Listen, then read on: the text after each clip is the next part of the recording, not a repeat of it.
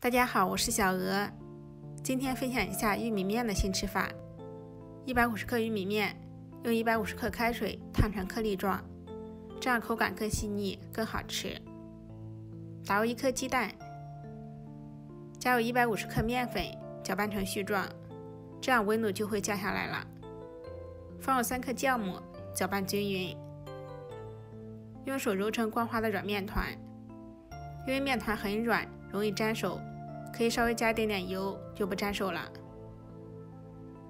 揉好后放温暖处，密封发酵1.5倍大。香蕉切碎，再放一点红枣碎，口感更好。家里有料理机的，可以磨成香蕉枣泥。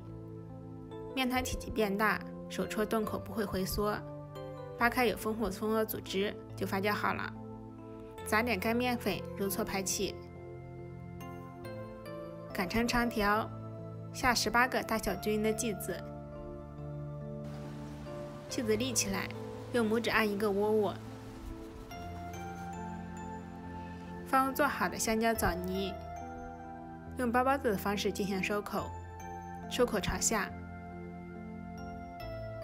全部做好后，盖上保鲜膜，2次醒发15分钟，体积变大，手感变轻，就醒发好了。电饼铛选切饼模式，刷少许油，依次放入做好的小饼子。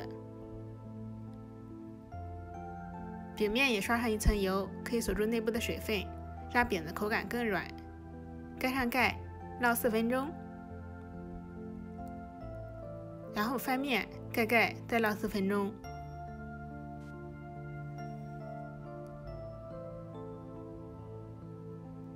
饼的两面金黄，按压可快速回弹，内部组织就熟透了。这样做的玉米饼外酥里软，好吃又营养，喜欢就收藏起来试试吧。我是小鹅，美食视频天天更新，下期节目再见。